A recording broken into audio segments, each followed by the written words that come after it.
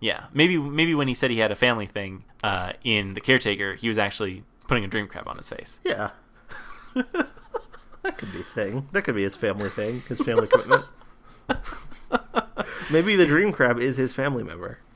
Oh, yeah, there you go. Yeah, somehow. We never meet his family, so we don't know that they're not dream crabs. Right. Yeah, he could just be the sort of black sheep or whatever, something went genetically wrong with him, and then he turned out looking like a perfectly normal human. And, his dream crab father is very disappointed in him, that he didn't take up the family practice of dream crabbing. Didn't do any dream crabbing.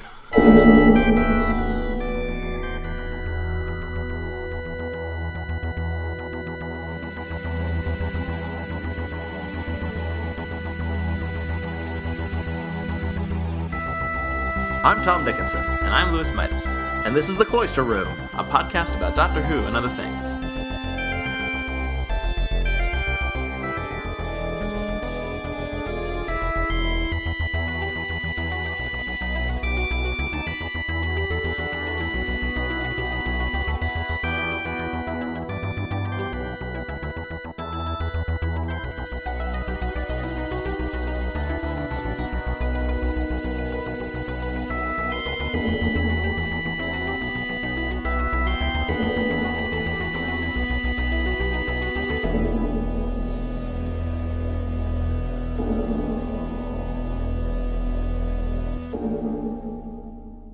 So, last Christmas. I was very disappointed that it didn't include Wham. Wham? Yeah, the Wham song "Last Christmas." Are you not familiar with that song? I'm not familiar with that. Last Christmas, I gave you my heart, but the very next day, you gave it away. Oh, I do actually know that song. I just of course you know that song. One of the most popular Christmas songs. Oh, is it? It gets played a lot on radios. Oh, I don't. On my iPhone during the Christmas season. It's one of my Christmas go-tos. Oh, is it? Oh yeah. Well, I went full Christmas music like 2 days before Thanksgiving. Oh well, year. that's totally that's acceptable, I think. Yeah, and then I didn't stop until like January 2nd. I was like, yeah, that's enough. You've had your fill. Well, yeah, and technically Christmas is still ongoing, right? Until what is it, the 8th? Yeah, I think I recall January. That. Yeah, something like that. But yeah, and that's why I haven't taken my tree down. But yeah. I haven't taken our tree down yet either, and it's definitely not because I'm too lazy to do it. Yeah, same here. So, what did you think of Last Christmas? I really liked it. Oh, me too. Oh, awesome. I thought it was really good. Yeah. I liked it even more on a subsequent watching too. Yeah, I watched it a total of 3 times, and I think I liked it more each time. Oh well, I only watched it twice. I guess I should look forward to the third. Oh yeah, it's gonna be great. Excellent. You're gonna love it. Yeah. No, I thought this was a great. This is probably, I don't know. I feel like I enjoyed this Christmas special the most of any Christmas special since probably the Doctor, the Widow, and the Wardrobe. Probably, I want to say. Oh, really? Yeah. I mean, I think this is way better than the Doctor, the Widow, and the Wardrobe. Well, I don't know. All right. So Personally. I always get confused when it comes to like using the term since. Oh, okay. I don't know if because I don't know. I feel like I guess maybe I did enjoy this more than the Doctor and the Widow and the Wardrobe, but I didn't enjoy it more than A Christmas Carol. So well, it's like when people say the best thing since sliced bread. Oh yeah, all right. They're holding up sliced bread. Oh right, as the paragon of things. Okay. Up until now, sliced bread was the highest a thing could be. Okay. But no, yeah, I agree. I think it probably doesn't quite edge out A Christmas Carol for me, but other than that, it's the best Christmas special in years. Yes, I can definitely say that. Yeah, I will, and I think this is kind of getting back to that sort of having a sort of maybe not necessarily lighthearted, but kind of basically lighthearted, but like it's just this sort of fun adventure that happens on Christmas, and it's just this big thing that's just it's a lot of fun, and I liked the sort of dreamy sort of aspect of it, and I thought that was a neat, like, I mean, Doctor Who has done dreams, But this was a nice sort of exploration of like, dreams and we're still inside a dream and stuff like that. It's like Inception. Right, exactly. Right. So I like that sort of, I like the sort of take on Inception. I just like that sort of, I don't know, I just think this was a really fun episode. Yeah, it was it felt like an episode of Doctor Who where it just happened to be Christmas. Yeah. Instead of just like taking the notion of, we're doing a Christmas special and building around that. Or it also didn't seem like the Christmas stuff was shoehorned where it didn't belong. Right. It all just fit pretty perfectly. Yeah. Well, yeah, and I thought like the idea that Santa was there to sort of as their minds sort of telling them to wake up, that like that's their sort of signal. I thought that was like a kind of clever thing because obviously it is Christmas, so it's probably something subliminal. So I thought that was like a neat thing, Or was he just in their minds? Oh, there you go. That there's that tangerine. It's very much like the top at the end of Inception. That's right. Yeah. So are they still dreaming? I don't know.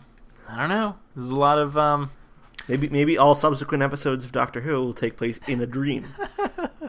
Well, who's to say that they haven't been dreaming for these 50 years? Not me.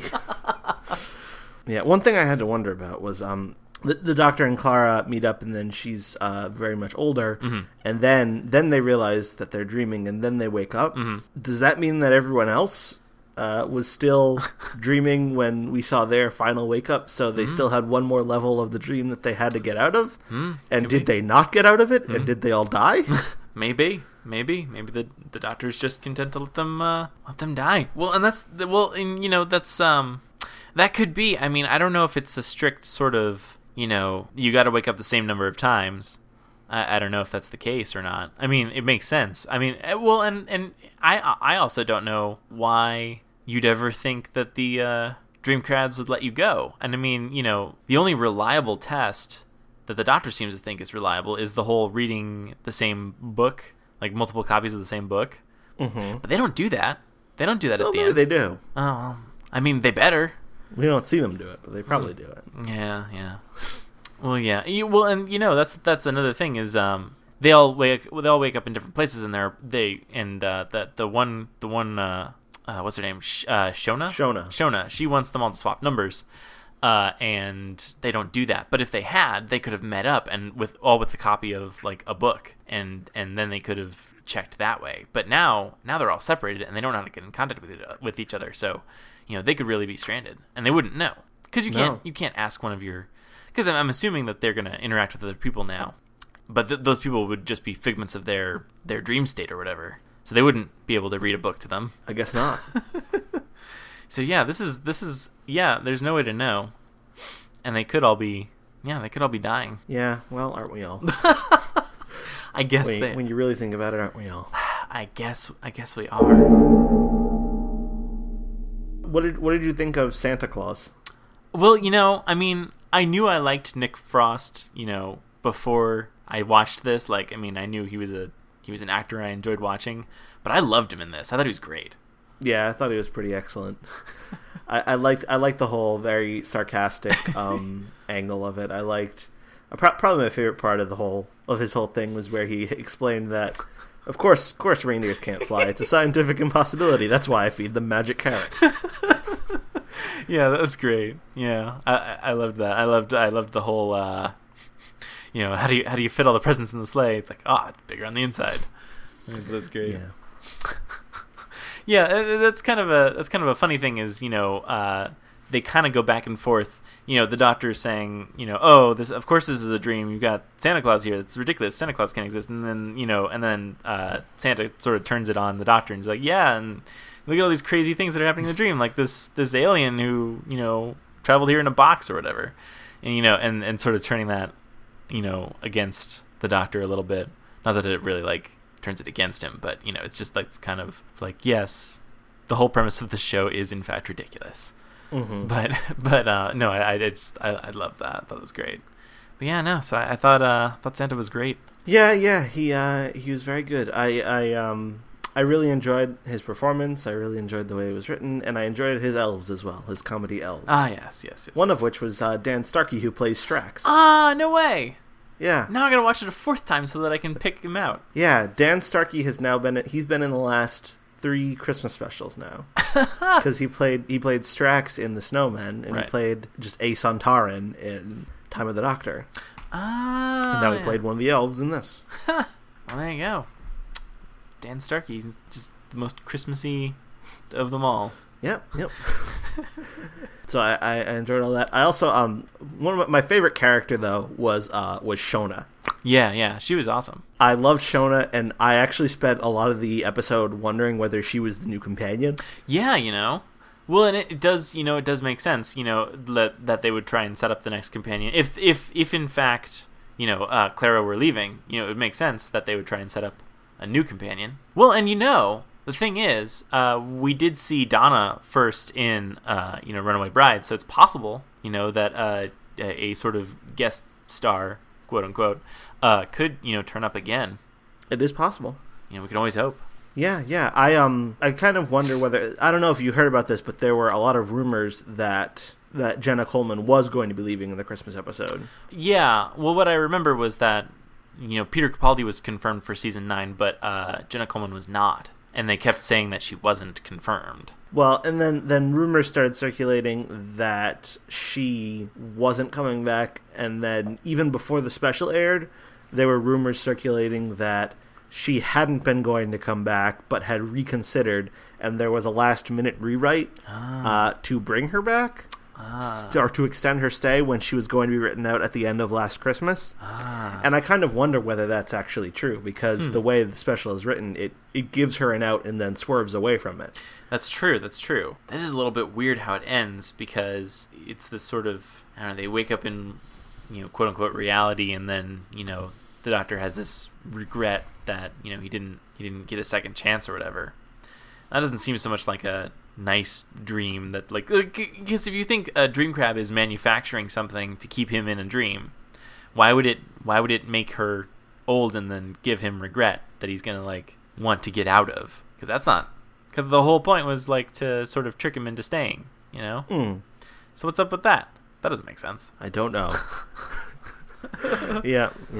So I do have to wonder whether that was a last-minute rewrite or whatever. But either way, I'm glad that Clara is staying for another year, because I've really enjoyed that character all throughout the past year, and I can only hope that she'll continue to be enjoyable in the coming year. Yeah, I hope so. Well, yeah, and I don't know because this was all sort of wrapped up, I guess, and so they're on nice terms again, because they've all sorted out the whole I was lying thing, and so that's taken care of. Yeah, I don't know. So it's weird that all the kind of issues that were sort of more or less brought up last season are now, I don't know if they're still going to be a thing or not. I don't know. Yeah, because I think we came to a conclusion that it wasn't really that great of an idea for these two people to travel together. Right. Or at least that's how I thought. That's what I thought the series was trying to say. But maybe it's going to continue trying to say that. But for now, just at Christmas, it's giving us the extension, and things are just going to get even worse in the new year. That could be. Right, they've made resolutions, but they're not actually going to follow through on those resolutions. Yeah. It could be. That really could be. Well, yeah, it does seem kind of strange. These are still, as far as I can tell, a couple of addicts. Not that this was really brought up again, but they are still addicts apparently. I don't know. Well, or I don't know. But I don't know. It's weird. It's weird. So I guess we'll see. I don't know. I remain hopeful that it'll either. I don't know. I actually don't. I don't know. I just hope it's good. Yeah, me too. I'm on board with hoping it's good. Me too. I was very briefly confused when the Doctor woke up and he was, I guess, inside of a volcano.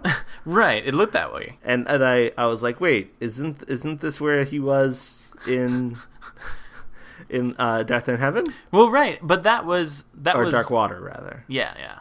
But that was also I don't know if it was a dream or a hallucination. Yeah, well, that was also a hallucination that was Clara's dream. That's right. So I was very briefly confused, and I guess it was unintentional, or maybe it was intentional just to screw with you, but it doesn't seem to actually signify anything. No, I don't think so. But yeah, that is weird. You'd think that they'd... So I guess that was just supposed to be implied that the Doctor was off having some kind of adventure where he encountered a dream crab or something, and that was yeah. Because I don't know. I mean, like, so and then it just all went downhill from there. So yeah, because I mean, what seems to happen in Death in Heaven is that the Doctor just leaves. He dematerializes in the TARDIS after saying goodbye to Clara, and then just is sitting there in the TARDIS, and then Santa Claus walks in. Right. So apparently that doesn't happen. What happens is he dematerializes, goes somewhere else into a volcano or something, and then meets a dream crab there. Right. And then he just dreams that he encountered Santa in his TARDIS. So yeah. All right. And then he just forgot about the middle part that happened there, where he got out. Yeah. Did you find the whole just a dream angle at all unsatisfying? Because I didn't. No, not really. I mean, I guess if I stopped to think about it more, maybe. But I mean, like, no, not really even. Because, I mean, it's not like, I don't know.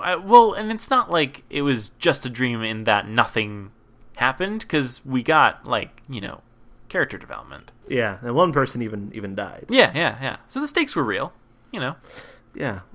Because I feel like that's a complaint that could be raised against it, but I do not raise it. Well, yeah, I feel like, because you can definitely have that complaint with anything where it turns out it was just a dream, but yeah, I mean, well, it's also a little bit different when you have, like, this sort of shared dream thing going on, because real stuff, like, or, real stuff between characters can happen in a sort of in an environment that's not real, and it can still be meaningful, I guess. So I feel like that's less of an issue or whatever. I feel like, if you're gonna have like one character who's dreaming and dreams like a whole thing happened that wakes up and find out that none of it was real, then that I feel like that would be a pretty unsatisfying thing. But in the case of like a shared dream, that's sort of a whole different thing, I think. Yeah. I don't know. Yeah, no, I think you're right. I don't know. That's weird because it almost just takes it and makes the dream kind of like a setting for an actual thing to happen. But it is sort of downgraded to just like, oh, it's just like this is just the setting. Yeah, kind of like in The Name of the Doctor, where there's like a conference in a dream. Right. And the dream just happens to be the locale for that particular right set. Also, that episode had the line, "Time travel is always possible in dreams." Oh, yeah. Which was repeated in this episode. That's right. Huh. Yeah, that's very interesting. Well, that's an interesting idea. Like, I don't know what that's supposed to... Like, I don't know if that's supposed to be the foundation for some kind of, I don't know, concept. Like, I don't know. I don't know even what I mean by that. But just like I mean, Stephen Moffat will say things like... Or Stephen Moffat will put things in his episodes or whatever where it's just like sort of seeding a concept almost, where it's just saying like, oh, well, this is why that happens or whatever. I don't know if this is supposed to be some sort of rationalization for like a weird dream you had involving your grandparents, but they were young. Like, I don't know. Could be. But that is an interesting concept, though. Yeah. I don't know if he'll ever do anything else with it, but I guess it's the notion that like you can be in a shared dream with someone else, and it doesn't matter whether you're like occupying the same time. Right. You can just happen whenever. Yeah. What did you think of the dream crabs? I thought they were interesting. I mean, like, obviously there is the comparison made to Alien, which is obvious. Mm-hmm. I've actually never seen Alien. Really? Yeah, I've never seen it. It's got John Hurt in it. It has Sir John Hurt, I think you'll find. He was just knighted. Oh, really? Yeah, just this week. Oh, nice. So he is now Sir John Hurt. Oh, yeah. Sir John Hurt. Yeah. Can they... and the Doctor hasn't seen it. Oh, well, yeah, that's right. Because he claims not to have been aware that it existed. That's right, in yeah. What is one of the funniest lines. And also, possibly true, that the notion that a horror movie called Alien is really offensive to aliens. Right. That makes a lot of sense, thinking about it. Well, what would the Doctor think, if he saw Alien and saw... Well, and this is another thing, is, do you think John Hurt was cast in Alien in the Doctor Who universe? Probably. So, but then, the Doctor's going to wonder, like, where he got that face. He thought... I may have brought this up before, but there's a comic that was made in 2013 called The Girl Who Loved Doctor Who, written by Paul Cornell. And the 11th Doctor, as played by Matt Smith, travels from the world of Doctor Who to the real world. Right. He goes to a Doctor Who convention and meets Matt Smith and whatnot. And he actually tells Matt Smith, I'd love it if you'd tell Stephen Moffat that the next time I regenerate, I should be played by Peter Capaldi. I saved him from an alien invasion once, and I always just thought he'd be a great me. So that does seem to suggest that the actors that play the Doctor also do exist in the Doctor Who universe. Yeah, there you go. That makes a lot of sense. Like, for instance, we know that Richard Dawkins exists. Right. And so we have to assume that in the Doctor Who universe, he's probably married to Lalla Ward. There you go. Yeah, that's right. Who played Romana. Right. Yeah. So she must be out there somewhere. So maybe do you think this is like established in canon that or not that it's established, but you think like it could be, I don't know, maybe the only way to justify this is to say that all Time Lord regenerations, you think the process is either random or that the Time Lords have some control over it, but in actual fact they can only choose from a pool of currently living British actors and actresses. It makes as much sense as anything else. In fact, probably more. Right. It makes more sense than almost anything else. Yeah, I think so. Well, I mean, that would explain why the Doctor always regenerates with some kind of British accent, And would also explain why the 12th Doctor recognizes his own face. That's right. Yeah. Yeah. So wait, but then would not the 12th Doctor have also, or not the 12th Doctor, but would not the Doctor have also questioned why Caecilius looked like, Peter Capaldi? He just hadn't seen the thick of it yet at that point. Oh, yeah. All right. That makes sense. Yeah. All right. Yeah. Okay. Yeah, there's a lot of time between then and the Doctor's regeneration into Capaldi. Yeah. Yeah. That's true.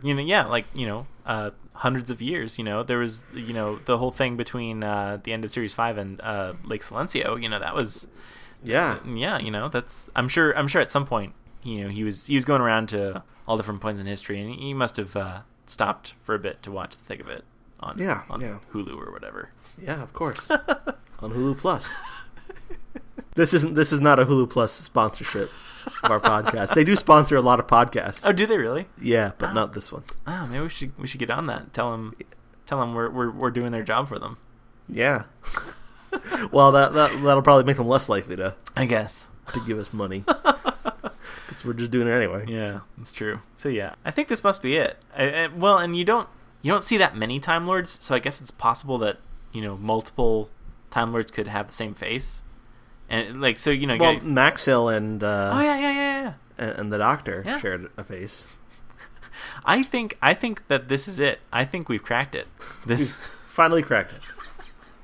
This is why all the Time Lords just keep regenerating into each other.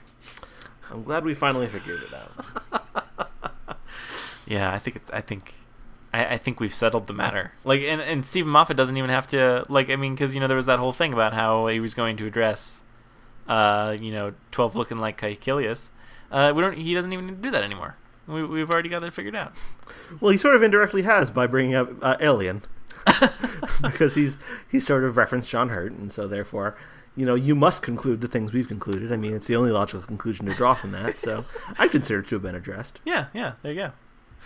Well, yeah, and I do wonder if that's going to come up at all. Because I mean, I hope not. I don't need it. I don't need it either. I mean, as we've already stated, but I mean, I think I just don't want it. I just don't want an explanation. I don't need one. And I mean, yeah, I guess in Deep Breath, he kind of brought it up, but I don't need it to go beyond that. Well, I think it's like when Matt Smith first was announced as the Doctor, the only thing anyone knew about him was the fact that he was really, really young. Yeah. And all they would ever talk about was the fact that he was really, really young.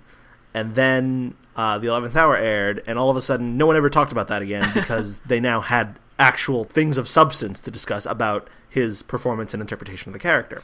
And the same thing is true, I think, with Peter Capaldi, where a lot of fans, I mean, obviously this is more true internationally than it is in the UK, but a lot of fans only knew him from having been in the fires of Pompeii.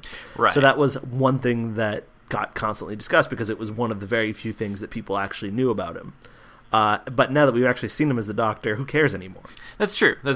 It doesn't tend to get brought up as much. It does get brought up. Like I'm on the Gallifrey subreddit, and the same 5 topics get brought up every week, and that's one of them. But it's only weekly instead of daily.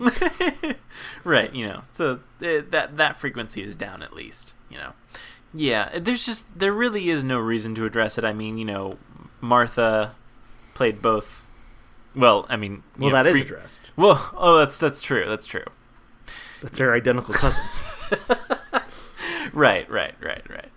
Yeah. So yeah. I mean, yeah. So the explanations they come up with are ridiculous, and I mean, it's not. It's just that there is. I mean, I don't know. It's just there just doesn't need to be an explanation. There just does not need to be. If there is a cool story idea behind it, I guess I'd be all right with it.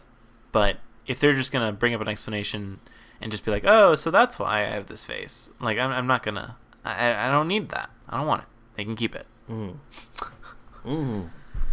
Yeah, and now we have seen Capaldi, and we got plenty to talk about. We don't need this. Yeah, it's old. It is old. It's old hat. Yep.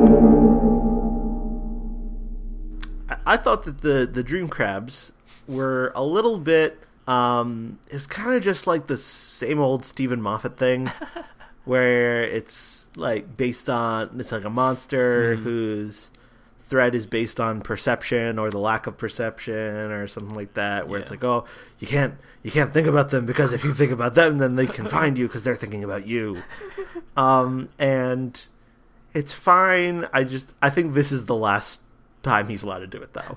Yeah, well, he's running out of senses, so there's really not a lot of wiggle room here at this point. But yeah, well, and and I've always wondered about the ones he's already got, and I mean, I don't want to see the weeping angels again, but I've always wondered if, like, touching a weeping angel counts as seeing it, because like that's what blind people do. That's how they see stuff. Yeah, but if you touch it, it's probably got you. Well, all right, that's true. What if you touch it from behind, though? Because then it's ooh, yeah, I don't know. Yeah, see, you're sneaking up on it. But yeah, the whole like Dream Crabs, like, oh, you can't think about them because they'll think about you. Yeah, although I do have to say I like that idea that like they're like powered by thoughts about themselves. So like well, what it does is it creates sort of an interesting dilemma, because the only way to stop them is to either like forget about them completely or just die, and that's the only way. The idea that like they were. I mean, obviously this was all a dream. But it was kind of a cool idea that there was this base that found these things and they were hibernating, and then they started thinking about them, and then they woke up because they sort of like unleashed them, and they were just hibernating up there, and they would have been fine if just no one had ever found them, and they would have stayed there. It's like this sort of like circuit or something where this feedback loop. Circuit City. That's right. I don't know why that popped in my head, but okay. It's conceivable. It looked like a city of some kind. No, yeah. Anyway, so they were just presumably dormant. Yeah, but yeah, I just I think he needs to not do that anymore at all. He does. I think because like I mean I know that Stephen Moffat. These are the kinds of concepts that had I been introduced to them as a youngster, these would have like kept me awake at night for a good solid week or whatever. But he does seem to go out of his way to do this kind of thing where he's scaring kids with these kind of creepy concepts. But yeah, there is a point where it kind of gets stale, and I think it's getting there. Yeah, how about just a monster that's gonna hurt you because it's gonna eat you? Yeah, come on. Like monsters get hungry. This monster too. is gonna eat you because it's scary and mean. How about that?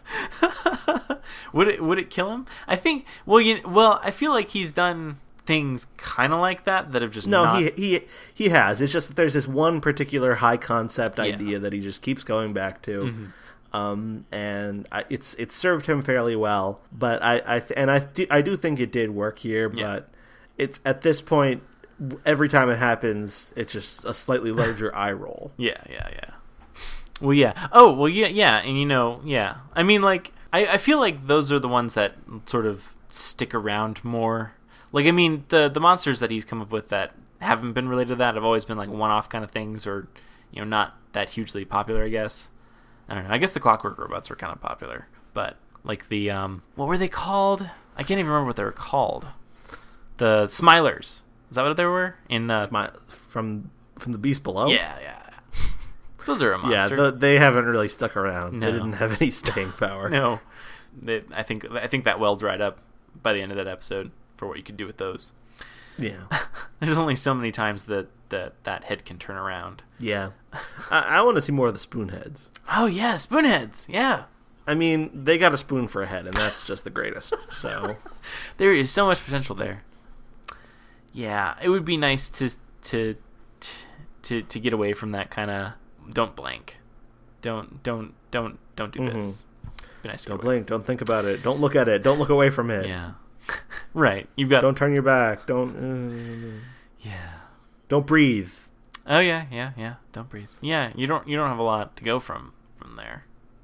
Although this one does bring up some interesting questions, like was the Doctor thinking about a dream crab before he got whatevered? Because he had known about them, or he had heard rumors or whatever. So was he doing some like what did he say? The rumor was like, if you were thinking about a dream crab was coming for you or whatever. So was he thinking about a dream crab? Well, maybe as soon as he heard the rumor. That's when all this started happening. Oh yeah, there you go. He was hanging out in this volcano when he just heard a rumor. He was like, I wonder if that's true. And then all of a sudden it got him. I think it stands to reason. So is this going to have a lasting impact now? Are they constantly going to be on the lookout for dream crabs coming out of the woodwork? I hope not. Well, right. But that's the thing is, now he's never going to be able to go back unless, he could use what is it? The memory worm. Could use that. Dream crab versus memory worm. Who wins? Right, exactly. But then they have to wipe everything back to when the Doctor first got hit, and then that wipes out all the progress they've made from a development standpoint. So that's not going to work. Then it really would be all a dream, and that's the upsetting factor. So yeah, I don't know. I guess maybe they just need to put out some. It's like that high frequency noise that scares teenagers away. Oh, the mosquito. Yeah, exactly. Thing. They just need to. Is that what they call it? Yeah, that one. They just need to do that, but for dream crabs. Just put one of those on the TARDIS. Yeah. Then they're all set. Yeah, would you want to see the dream crabs come back? No, I wouldn't. Yeah, because I don't think I would either. I mean, I did like. I thought they were really creepy looking. Yeah. And I thought the design of them was really fun. But yeah. But I don't think I ever need to see them again. No, I don't think they got a lot of mileage in them. I think like that was like they functioned well in this situation, but I think I don't know. Once you do that sort of dream gimmick, I feel like you can't keep going back to that. And I also don't even know what another adventure would be like, because I mean the cool thing about this episode was that it started out as a dream, and then you sort of realized that and stuff, and so you can't do that again. So you got to do something less interesting than this episode, unless I don't know they do something. I don't know. I feel like the only capacity the dream crab could come back would be like as like a medicinal thing. Like, the Doctor has to put someone in a dream state or something. Oh, that would be interesting. Yeah, I mean, it's sort of like, leeches or whatever. Like, I mean, that's not like super great for you. I mean, like obviously it's going to suck out your brain, but maybe there'll be an instance where the Doctor has to do it that way. So as the time travel. Yeah, there you go. Exactly. Time travel has always been possible in dreams. Right, and waiting until someone gets sleepy, that's not going to cut it. They need to be asleep right now and dreaming right now. Yeah, I don't know. It seems like we've just accepted that shared dreaming is a thing in the Doctor Who universe, and I guess it is. But that seems to be the standard. I guess is just people are sharing dreams. Mm-hmm. Yeah, I guess that works. While I was watching the episode for the first time, I could already tell that you were going to like it a lot. Yes. Do you know why? I do know why. I absolutely know why. Because of the presence of Merry Christmas, everybody. Yes, it came back. I was so happy. I would say this was the most prominent occurrence of the song Most in any Doctor Who yes. episode. Yeah, I absolutely. Because they bring special attention to it, and it's funny because it's even built up because Shona's like, well, I was told there'd be music, and like, yep, got your playlist right here, and and then like, oh, yep, here comes your earworm, and then I like as she was like reaching to press the button, I was like, no, they're not gonna do it, are they? And sure enough, they did it, and it was great. I loved it. That was so good. And it was perfectly worked into the episode too, because like it would not have been difficult to have it playing in the background in some scene in, I don't know. Well, certainly last Christmas special they could have done it.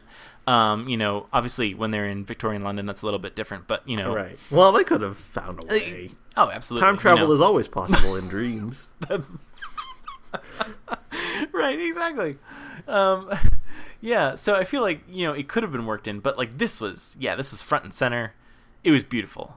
And this is the thing is I think that this was really like all of the past Christmas specials have been building towards this punchline, and I feel like this really just hammered it home. And I feel like I feel like it's done now. I feel like I don't need to hear "Merry Christmas, Everybody" again. Like I feel like it's all done. Like this was.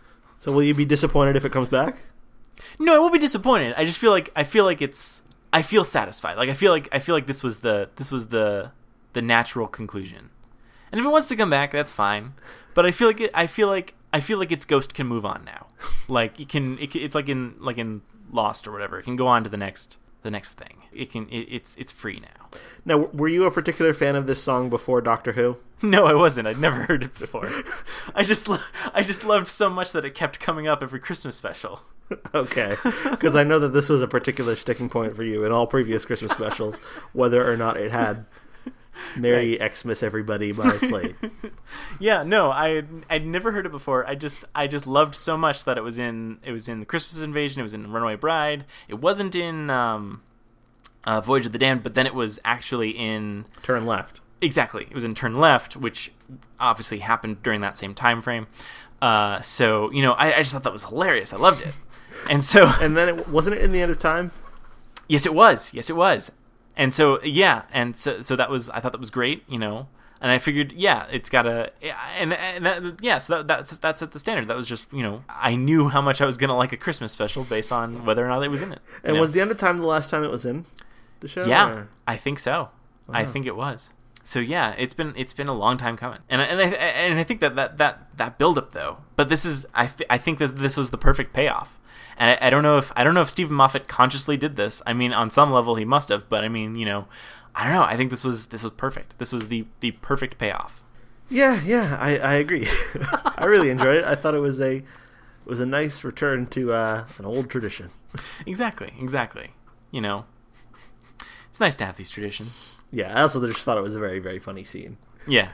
And it immediately established Shona as likable. It was because of that scene that I thought she was going to be the companion. Oh yeah. And still maybe, but yeah.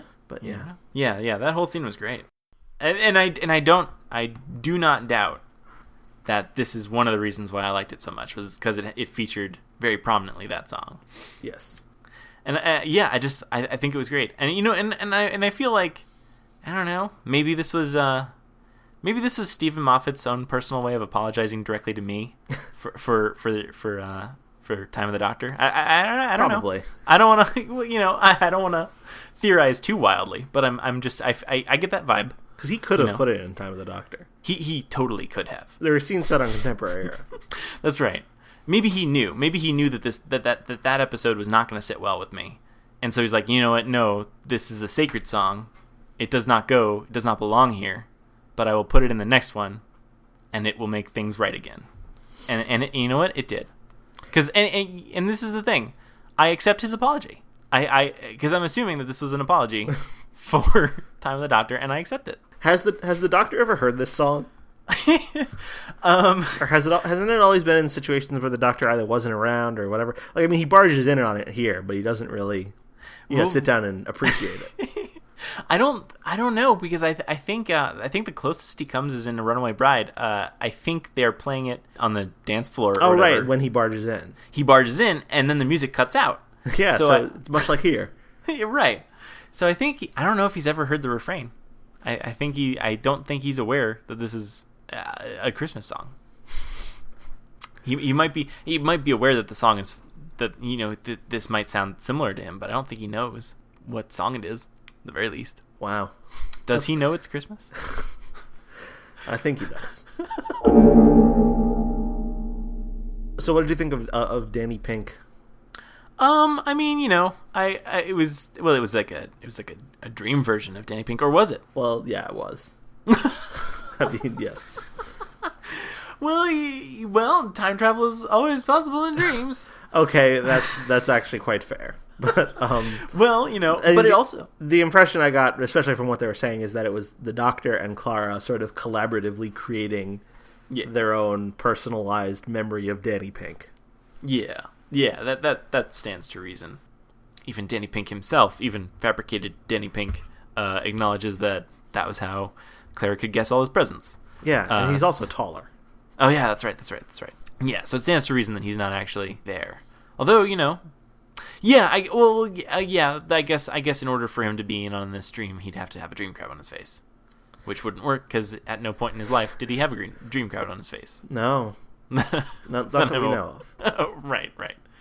Yeah, maybe when he said he had a family thing in The Caretaker, he was actually putting a dream crab on his face. Yeah, that could be a thing. That could be his family thing, his family commitment. Maybe the dream crab is his family member. Oh, yeah, there you go. Yeah, somehow. We never meet his family, so we don't know that they're not dream crabs. Right. Yeah. So that's probably not the real Danny Pink. I guess at this point, it's pretty solidly understood that somehow that Danny Pink lookalike was not, in fact, a descendant of Danny Pink in, what was it? I don't understand that at all. Well, but how else could... Oh, well, I guess time could be rewritten. I think Moffat said in some interview, like, "Oh, we don't know. He could be he could be like a great grand nephew or something." Yeah, we don't know. So yeah, but just not like a great grandson. Yeah, I'm not convinced that that we won't be seeing him again. I don't know. I guess so. I guess it could be that that's still coming up. I feel like that's so distant, though. I don't know. But I guess it is. I mean, yeah, because it really, that whole episode was like, oh yeah, Danny Pink and Clara are totally gonna have kids. Like that was like what that episode was like screaming. And it's not like that episode was just a random one. That was an episode written by Stephen Moffat. So I don't know. It stands to reason. But I don't know. Yeah, and actually in I don't know. There was some dialogue in Kill the Moon where Clara says something like, "I am owed this," or something, like when she's talking about the future of humanity. And I had interpreted that as referring to the fact that she understands that she's going to have descendants. Although that might just have been a misinterpretation of what she was trying to say. So, Yeah. I don't know. So, who knows? Yeah, because it really did. I mean, I don't know. Maybe all of that was just supposed to be some sort of distraction so that we don't see Danny's death coming. But because I don't know, they really do drop a lot of hints to suggest that, yeah, they're going to have kids someday. Yeah, well, maybe they will somehow. Maybe. Yeah, weirder things have happened. Yeah. What did you think of old Clara? I do have to say that I totally bought it. Like, I totally thought that was going to be Clara's exit at the time. Like, well, before it immediately cut into, Santa reappearing or whatever. But I do have to wonder where she got those, like, memories from or whatever. I guess it was just like part of the dream where Well, I presume she didn't have any actual memories. It was kind of like in the base where it's like long story. Well, that's right. Yeah. Well, but she remembers having memories but doesn't have any actual specifics.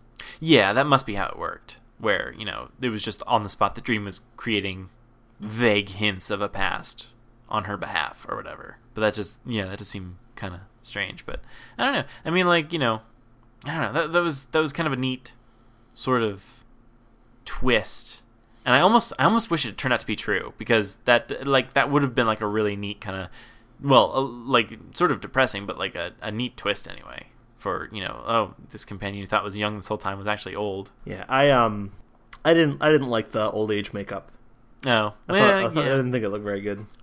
Yeah, well, the thing that always bothers me about old age makeup is that their voices generally sound very young. Yeah, like they sound as young as they should. Probably the reason why. Yeah, maybe they should just overdubbed her with someone else. Yeah, would that have been so hard?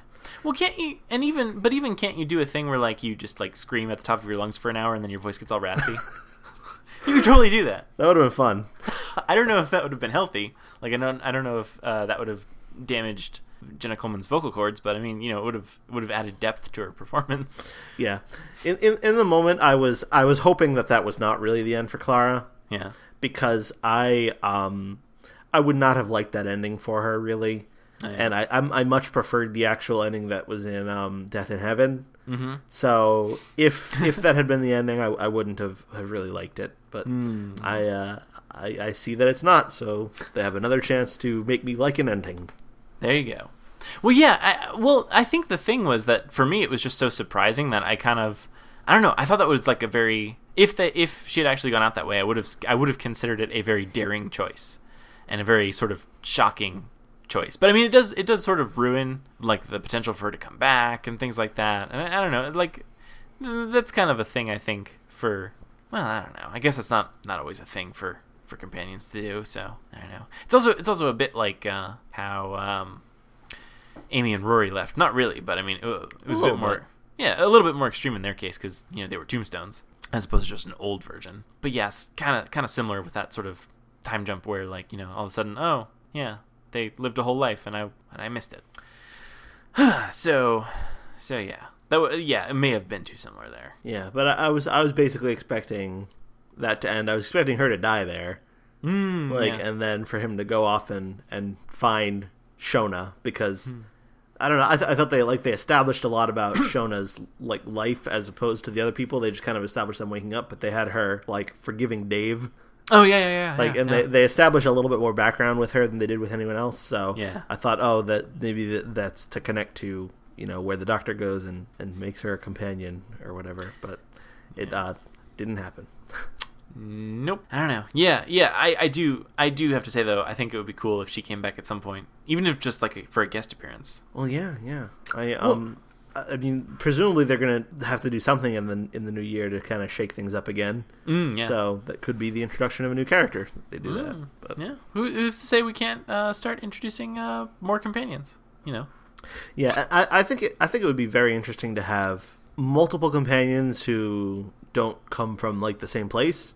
Yeah. Or I mean, obviously Shona's from contemporary Britain, but yeah. So obviously that's kind of the same place, but just companions who didn't come as a package deal.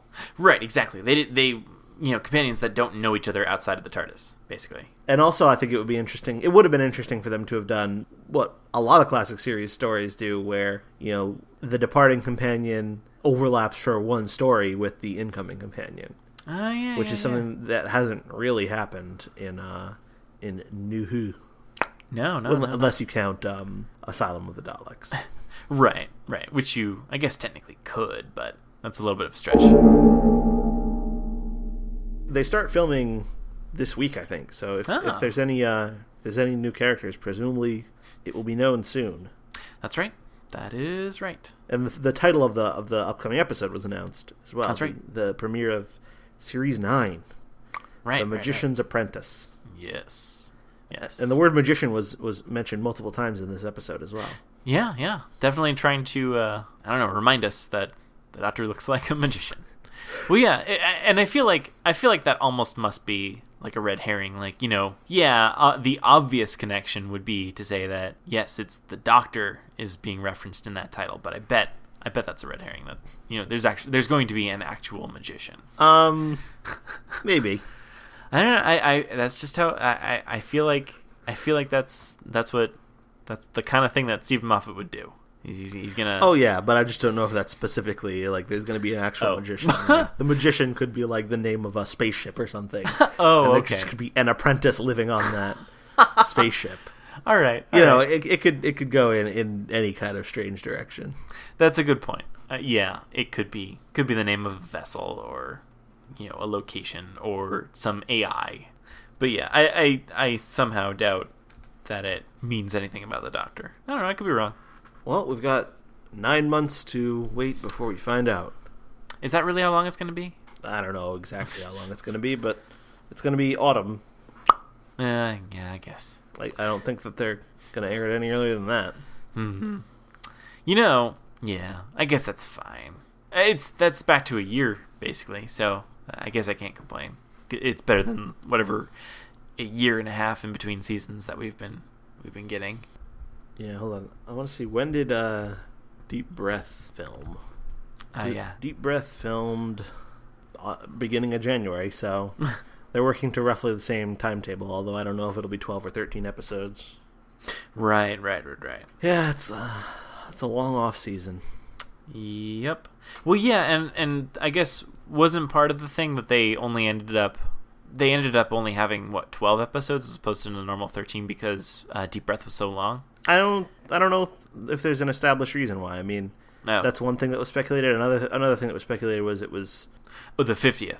Yeah, the 50th and that Christmas special were included in the same season order, so it was just distributed that way. Yeah, so that could very well be. Right, and so I guess it could very well be that if they are making a 13th episode, well, which presumably they are, that it could be even longer, or I don't know. I mean, I don't know how filming schedules work. I mean, conceivably they could film the first episode and have that ready to go while they're filming the last episode. I don't know, but yeah, I don't know. But I would hope we have more Doctor Who by the fall of this year. Well, there'll certainly be. There's ongoing comics. There's Big Finish. There's all kinds of Doctor Who happening. That's right. You just have to know where to look. That's right. Yeah, I'm actually gonna. I definitely want to read the War Doctor novel that came out. Oh yeah, I heard remember good hearing things about that. that. Yeah, I might have to check that out. Well, yeah, because the War Doctor does seem like a cool character. Yeah, I got the audiobook through Audible, so. Also a frequent sponsor of podcasts. Yeah. Narrated not by John Hurt, though, sadly. It's Nicholas Briggs. Well, Nicholas Briggs is cool. Yeah, but, if you listen to a lot of Big Finish, you hear a lot of Nicholas Briggs. So, he runs Big Finish. Right. In addition to playing the Daleks, he runs, he writes, he directs, he acts in. Wow. All sorts of Big Finish. He is Big Finish. He is the biggest Finish. Wow, that's impressive though. So is he? So he must be a fan then. Oh, yes. Like surely. He's an obsessive fan. That makes sense. Yeah. But he's an especially big fan of the Daleks. Oh, why? Well, who would have guessed? Basically, the reason he became the voice of the Daleks in New Who was because he kind of got started doing audio production work for like fan productions, both like audio drama and like fan made interviews. Huh. And then eventually the fan-made productions, I forget what it was called. I don't remember, but they formed a legit production company called Big Finish and lobbied to get the rights from the BBC, and they did. So that's when he began voicing the Daleks professionally. It was like a route through fandom to that, and then he tells a story somewhere of like how when Doctor Who came back, Russell T Davies basically forgot to tell him that he was voicing the Daleks because I think it was just sort of assumed. And then they were like talking about it, and Nicholas Briggs was like, at some point, like fairly late in the process, it was like, yeah, so I'm just curious, like who do you have voicing the Daleks? And Russell's like, oh my goodness, wait, didn't I talk to you about this? You're gonna voice the Daleks. There's some story vaguely like that Briggs has told. That's awesome. So yeah, all right. So yeah, wow, that's impressive. So he basically gave himself his own job, like yeah. Some critics of Big Finish kind of criticize him for that, or criticize him for his huge role in all things Big Finish, like casting himself and hiring himself as writer and director on things. But well, I mean, casting yourself, you can that's pretty cheap, I imagine. It's good for budgeting. I presume so. You can probably pay yourself whatever you want. Probably saves money. Or could save money. Could cost money, I guess. The thing is, like, I want to say, like, oh, well, I think he's a great voice of the Daleks, but I also, like, don't know. I mean, I guess he does bring, personality to it, but I mean, it's hard to hear under the modulator. Yeah, I mean, because I came to the show through the new series and through a lot of Big Finish, he is the voice of the Daleks to me. And I know there are some classic series Doctor Who fans for which that's very much not the case. And they think, oh, the Daleks just sound like Nick Briggs. But for me, that's just how they sound. I feel like he does do a good job of differentiating between different Daleks. That's true. And there are certain episodes where I think he has like really incredible performances. Like I think Asylum of the Daleks is a great episode where he does a lot of amazing voice work. Like he plays the what is it, the head of the Dalek Parliament. Yeah. And he plays the Oswin Dalek when the Doctor encounters her. And he does some great work in making the characters sound kind of like Daleks, but also pretty unique. That's true. I never really thought about that. He's playing basically all these different characters. Yeah, when you put it that way, it is kind of impressive. The Daleks of the classic series never really seem to have that much of a personality difference between all of them. Yeah, I mean, sometimes they have like comic relief stupid Daleks. Yeah, I suppose like so. That one, like what was it, the Map Dalek? Oh yeah, I love that Map Dalek. But yeah. But in general, there's not that much differentiation, and even in the new series, there's rarely that much differentiation. But there have been some attempts to like, here's a spin on Daleks. Like there was the Mr. Diagoras Dalek. Oh yeah. And then there was the Cult of Skaro that had names, although they were pretty similar to regular Daleks. Yeah, and there was, except for Dalek Khan in the Stolen Earth and Journey's End. Yeah. So, I think he does good work as the voice of the Dalek, and I think he's a good voice actor all around. But but it's just that there was kind of a part of me that was very disappointed when it was announced that the audiobook of the War Doctor novel was not being read by John Hurt. It was being read by Nicholas Briggs. Nicholas Briggs reads everything. Just ordinary old Nicholas Briggs. Well, yeah, because that's kind of like a recurring letdown. Because there was a there was a Destiny of the Doctor series that Big Finish was doing, where it was like one audio thingy from each Doctor. It was an hour long, and they had a sort of build up to a culmination in the 11th Doctor one, and it was like a different person from each era was reading the story. And the first one was like Caroline Ford as Susan, then it was Fraser Hines as Jamie, and then they got all the way up to the 9th Doctor, and it's like, who are they going to get from the 9th Doctor era? It was Nicholas Briggs. Technically, yes, he was in the 9th Doctor era, but not who we wanted.